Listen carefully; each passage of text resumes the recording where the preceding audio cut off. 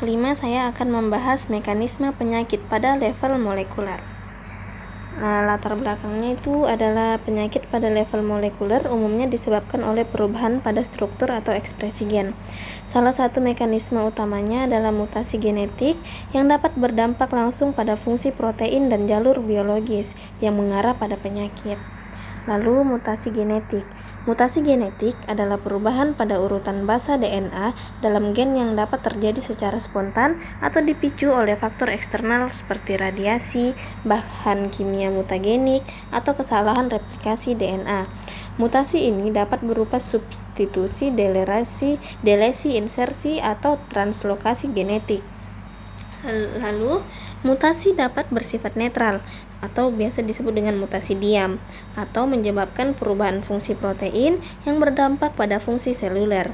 Mutasi yang merusak gen penting dapat menyebabkan penyakit genetik.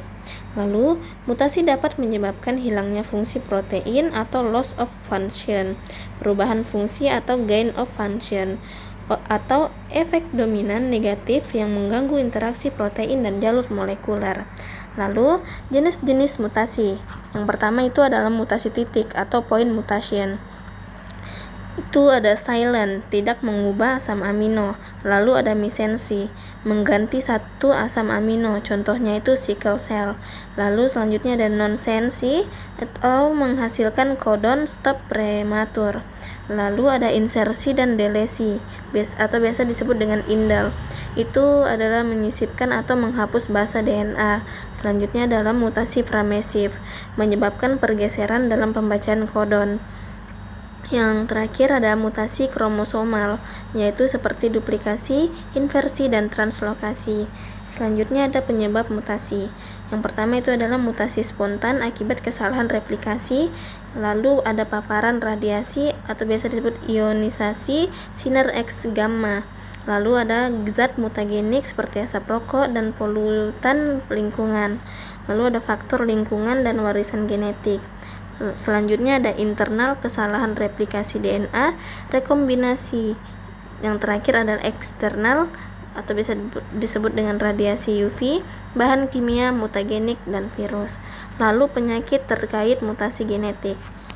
Yang pertama ada kanker, mutasi pada onkogen dan tumor supresor gen atau biasa disebut TSG menyebabkan pertumbuhan sel tidak terkendali. Onkogen yang teraktivasi mendorong proliferasi sedangkan inaktivasi TSG menghilangkan kontrol pembelahan sel dan perbaikan DNA sehingga memicu karsinogenesis. Lalu ada penyakit neurodegeneratif, mutasi genetik pada protein saraf dan menyebabkan penyakit seperti Alzheimer, Parkinson, dan ALS melalui gangguan fungsi protein dan akumulasi agregat protein. Lalu ada gangguan hemoglobin, mutasi pada gen hemoglobin menyebabkan anemia sel sabit dan talasemia yang mengganggu kemampuan darah mengangkut oksigen. Selanjutnya ada kelainan genetik bawaan, contohnya sindrom Down, trisomi 21, fibrosis kistis dan hemofilia, dan penyakit Huntington yang disebabkan oleh mutasi atau kelainan kromosom. Lalu ada penyakit genetik multifaktorial, penyakit seperti hipertensi, asma, dan skizofrenia yang melibatkan interaksi genetik dan faktor lingkungan.